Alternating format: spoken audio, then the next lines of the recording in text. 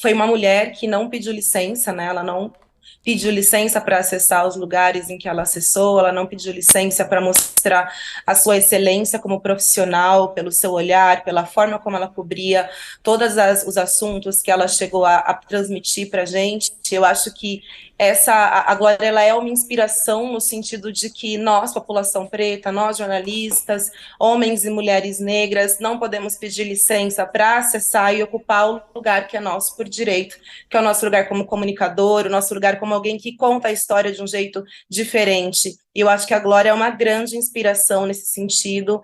Quando eu tive a oportunidade de entrevistá-la no Mano a Mano, né, o podcast em que sou consultora jornalística junto com o Mano Brown, foi de uma alegria imensa sentir a grandeza daquela mulher e como ela leva o jornalismo, levou e leva o jornalismo como uma missão de vida, como ela sempre priorizou os seus entrevistados, como ela sempre fez questão de trabalhar com excelência e de fazer brilhar aquele assunto, aquele tema que ela estava tratando. Então, acho que a gente tem muito a aprender como jornalistas com a trajetória da Glória Maria e muito a aprender com como ela se dispôs e disponibilizou a sua vida para servir o jornalismo brasileiro.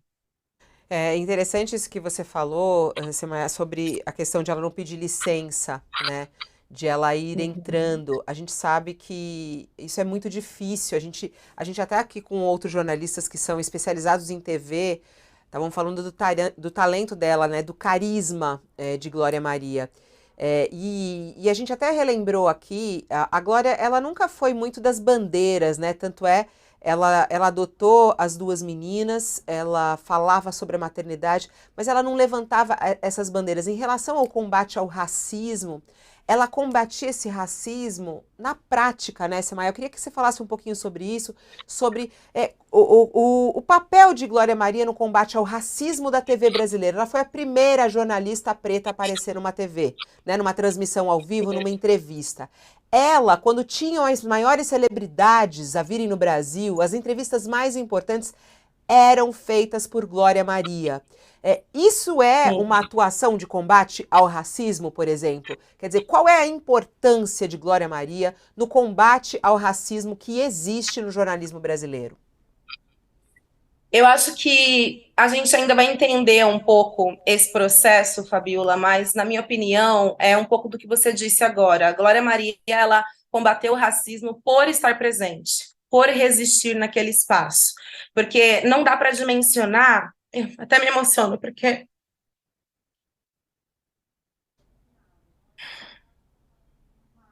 já chorei hoje, tô. Não, e todos Eu nós acho estamos que chorando. Não, não se incomode com isso, porque é muito forte mesmo, né? Eu estava conversando aqui com jornalistas brancos até agora, Semaia, e até com incômodo, porque eu não tenho ideia da dor do que é, né? Eu não tenho lugar de fala nesse. E a gente sabe, vivendo o jornalismo, a luta que é para os brancos conseguirem alcançar, porque é muita dificuldade. Eu imagino, quer dizer, não imagino o que é você ser preto e conseguir um espaço na TV, como conseguiu Glória Maria, né? Então, quer dizer, essa atuação sim. dela em fazer o que ela fazia, né? Eu acho que se existe solidão hoje para profissionais negros e mulheres negras principalmente, porque ela existe e é real, se essa solidão existe hoje, eu fico imaginando na década de 70, entende? Eu fico imaginando a solidão que a Glória enfrentou na década de 70. E eu acho que ter resistido a essa solidão, não ter questionado não ter duvidado, nem questionado a sua excelência profissional, é algo que já é extremamente marcante para quem vive e sobrevive num país racista. Eu acho que a autoestima é uma das principais coisas que minam em pessoas negras com o racismo.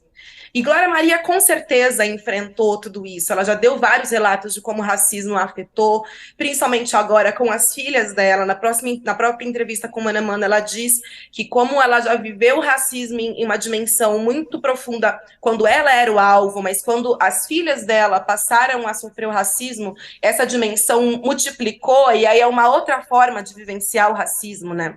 Então, eu acho de só da Glória, que não é só, na verdade, a Glória ter resistido na década de 70 em diante, como uma profissional que ela é, que ela sempre será, E acho, inclusive, que atingir o lugar que ela atingiu é extremamente difícil de se atingir. Talvez a gente não tenha uma apresentadora, uma jornalista como Glória Maria por muito tempo, já é uma grande vitória. A Glória Maria foi a primeira pessoa a usar a Lei Paulo Afonso, né, que há muito tempo atrás foi a primeira lei que considerava o racismo uma contravenção penal na época, mas que já era visto como um ato discriminatório. Ela foi a primeira pessoa a acionar essa lei. Entende? Então, ela tem muitas grandiosidades. Ao mesmo tempo em que, na oportunidade que eu tive de entrevistá-la mais uma vez, porque eu acho que foi uma entrevista realmente muito rica, ela sempre reverenciou as suas avós, a sua mãe, a sua família. Ela sempre destacou muito durante a entrevista a importância que ela vê na ancestralidade dela.